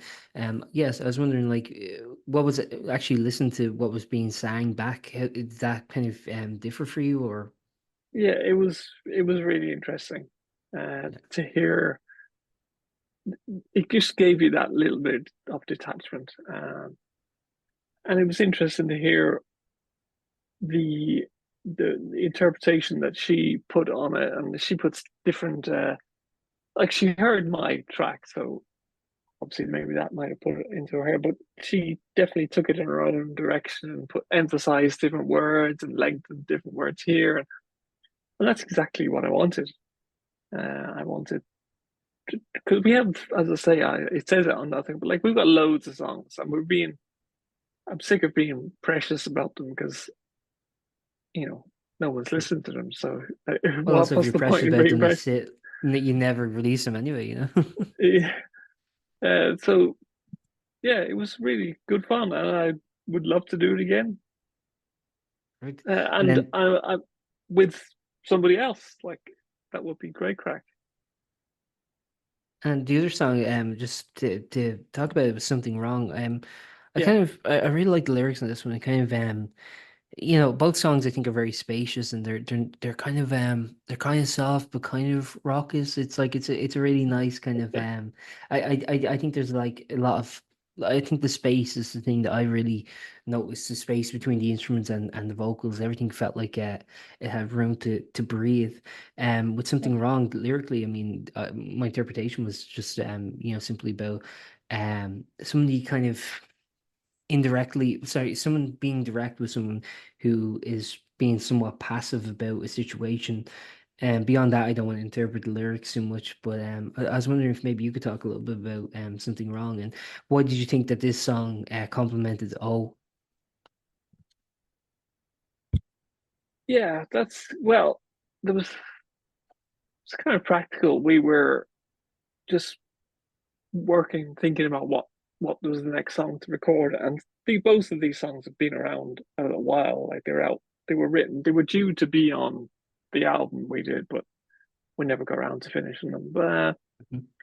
So there is a thematic thing going on between the two songs, and I only realized that afterwards. Like it was not deliberate. Um, in that they are both like a lot of the let me see, those songs I would have written are it's kind of observational, like things like "Know When You're Not Wanted" and things like that. Brick by brick, it's what's going on in the world, say. But these two are a bit more internal. Mhm. No, they're not necessarily written from personal experience or anything, but they're more internal. They're more about what people think and how someone's dealing with a situation. So they are thematically quite similar. Like if you listen to the words in Something Wrong, there's let me see, I'm trying to think of them now. There's songs about not believing it, or lines about not believing in fate, and oh, I can't think of them now. Good talk on. But yeah, it's interesting that you saw the similarities between the two of them. Yeah, no, I think I think they're really good complementary pieces, and yeah. that's good. That's really interesting. Thanks. No worries, man. It's been really lovely talking with you, Anthony. Thanks again for doing this. I guess before we just wrap up, I'll just ask, is like what do you have planned after the single release, and is there anything you'd like to add, like to plug, anything like that? Well, we don't really do many gigs at the moment. I kind of they're a bit challenging at the moment, but so we don't really do many. So we've sort of turned into the latter day Beatles, I suppose, and that we're just kind of a recording band at this stage. Sure. Now, I would love for that to change, but I'm kind of I'm dealing with a few things at the minute, so I gotta take care of that, and the idea even well, I know, like I said it in the blurb, I suppose. Like I was diagnosed with MS there about 2 years ago, Mhm. so you know, doing gigs is not as easy, Sure. uh, and it's not that it's any real physical barrier. It's a lot of kind of mental barriers, I suppose. Hmm. Um, you know, am I going to be able for this? Like even going to gigs is the Right. same. So playing gigs is obviously 10 times more stressful than going to a gig. Sure. No, absolutely. And it's like, again, I think that's like a really, mature perspective. I mean, in terms of like, again, having the kind of understanding of like, I don't know, like the appropriate level of kind of importance you're giving the band, where, it's not like, some people would like really push themselves to the point where they break mentally or physically in order to kind of Yeah, maintain the band to get things going. And I think it's just a really unhealthy and really unsustainable way of doing things. A lot of artists I see doing that. It's just like, I don't know, man. It's like I'm not one to dictate how other people live their lives or how they do things, and I would never do that. But at the same time, I'm kind of like I don't know. It just seems like a bad long-term strategy. Yeah, But I mean, it but seems like like, from sorry. so no, no, but like I've done that. I've done that. Like Large Mound used to gig quite a bit, and we played over England, and we did a bit of a tour there with Ted Leo and stuff. So we played Picnic, and we've done, we did all that. I've done all Mhm. that. Yeah. So that's not to say I wouldn't do it again. I'd love to be playing more often than we are. But it's also, you know, that's just it's so daunting, the idea of organizing gigs, and everything that goes with it. Trying to get people there, like it's like a really stressful party. Yeah, and I've often thought about that too in terms of like the amount of like stress that goes into promoting a gig, or even the financial burden that goes into promoting a gig, and then when like people don't turn up and stuff, how kind of demoralizing that really is. It's like I don't know, no, but it's like it's really sucks because like I've definitely gone to gigs with like really great artists, and like no one turns up. You're like, oh my God, like, and I just know like how much kind of Oh, work the promoters put into setting all that up, and how much yeah, yeah, yeah. work like getting all that equipment in and all that is. It's just like, oh my God, it seems very, even like really big, really successful gigs at like the Tree Arena and stuff like that, or like just as actually you're mentioning you're at ECDC over the weekend. Yeah, it was um last night. but like I was looking at that, like with the kind of like the big pageantry, and I wasn't at the gig myself, but I saw the photos and the kind of like stage setup and all this kind of like all the vendors and all that, and just like for like a night, for like one night, like the amount of kind of work and toil that goes into Yeah, it's people just crazy. having a good time, and that's even It's true on a much micro scale at like a small club or something. Yeah, well, I've definitely played gigs to one person before, so I've definitely done that. Yeah. Uh, and we've played to 10 people, and but then I've done loads of tiny little gigs. And say, like, as I mentioned before, most people I ever played to was about like 500-600. So Yeah. I don't know what my point is here. No, I think it's just like, again, like I understand kind of like being like, okay, this is proportional to what I have going on. I'm gonna take care of myself before the band, and I think if I can impart some advice, and I think every artist should also take that advice, because it's better to take care of yourself than the band, even if the band is going to become the next big thing. Yeah, yeah. But look, wouldn't that be great to have to be back in that position again and doing all that? Like, I see it going on, and good luck Yeah. to them. No, absolutely. Thanks very much for your time, Andy. It's been very nice talking to you, and enjoy the rest of your day. Cheers. Yeah, it's weird. As I say, I generally don't get to talk about this band or any band or my music or anything like that. So I found this a bit tricky. No, no, no, absolutely not. No. I thought it was a really great interview. So thanks again for reaching out and setting this up. Oh, thanks for listening to this stuff. No, absolutely. I'll try and get it up for Friday when the single comes out. All right, cheers, good man. Take care of yourself, man. Enjoy Good luck. enjoy the rest of your day. All right, thanks. Bye.